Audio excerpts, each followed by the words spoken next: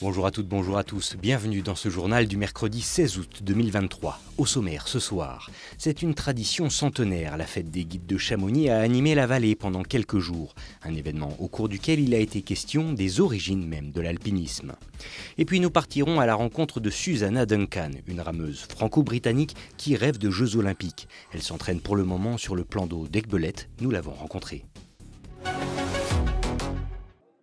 Je vous l'évoquais à l'instant, ce 15 août a été marqué par la 100e édition de la Fête des Guides de Chamonix. Un rendez-vous qui a regroupé l'ensemble de la famille de la haute montagne au pied du toit de l'Europe. Cette année encore, les festivités ont été l'occasion d'accueillir les nouveaux guides, au nombre de 5 pour ce cru. Une célébration du métier de guide et de son histoire, comme vous allez justement le découvrir avec ce reportage. Berceau et royaume de l'alpinisme, la vallée de Chamonix a profité de sa traditionnelle fête des guides pour revenir sur l'histoire de la conquête des montagnes. Un feuilleton qui a débuté à la fin du XVIIe siècle. La première conquête de la montagne universelle, le premier tourisme en montagne, c'est les glaciers.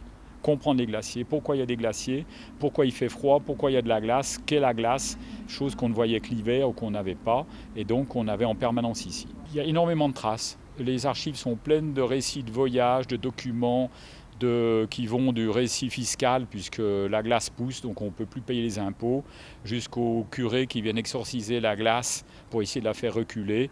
On a énormément d'histoires qui ont été publiées au fil du temps.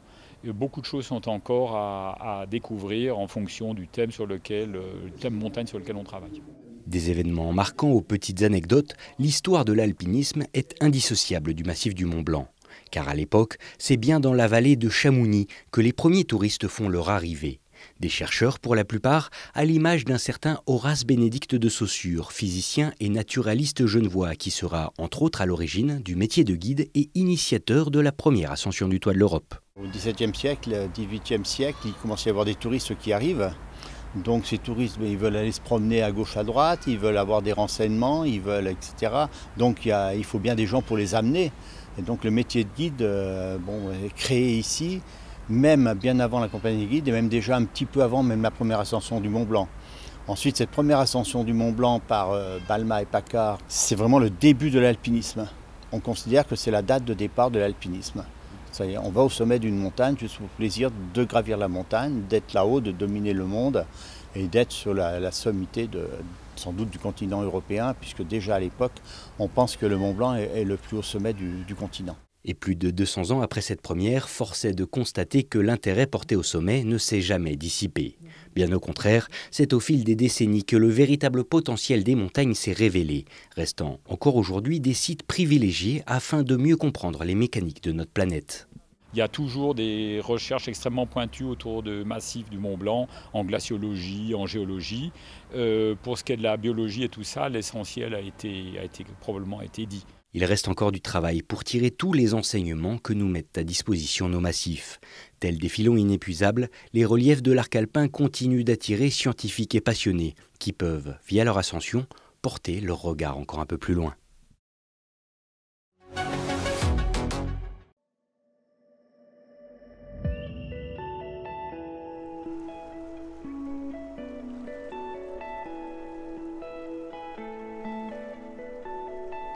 Voici son jardin d'Éden.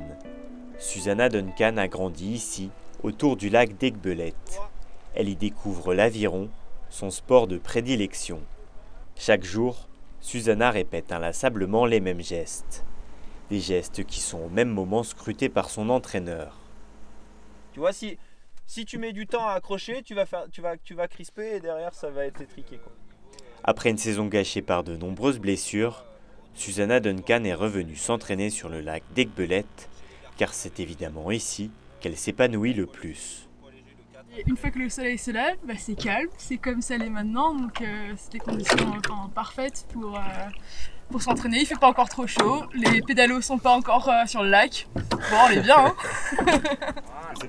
Championne du monde espoir catégorie skiff en 2019, Susannah Duncan rêve aujourd'hui de médaille olympique. Et pour atteindre ses objectifs, elle peut d'ailleurs compter sur son entraîneur.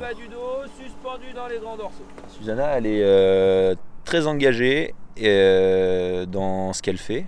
C'est quelqu'un qui va qui va très loin dans son engagement de ce qu'elle fait. Donc moi je définirais comme quelqu'un d'engagé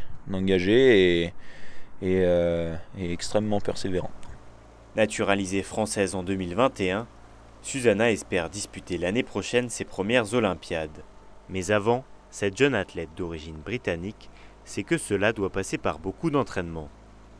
Souvent on a tendance à penser en regardant les jeux que c'est la course des jeux le plus difficile. Finalement, les courses on en a fait des milliers. C'est pas la course qui est dure, c'est faire en sorte que sur cette course-là, on soit meilleur qu'on l'ait jamais été. Et ça c'est des heures et des heures passées sur l'eau, sur l'ergo, en muscu, à bien s'alimenter, à aller chez le kiné, à bien dormir. Mais avant tout, pour moi, il faut être heureux dans le long terme pour arriver à tout faire, sinon on craque et les choses sont mal faites. Et c'est ça la motivation, c'est trouver cet équilibre. D'ici au printemps prochain, Susanna Duncan continuera son entraînement intensif qui, elle l'espère, lui permettra d'être sélectionnée par la Fédération française pour participer aux prochains Jeux olympiques.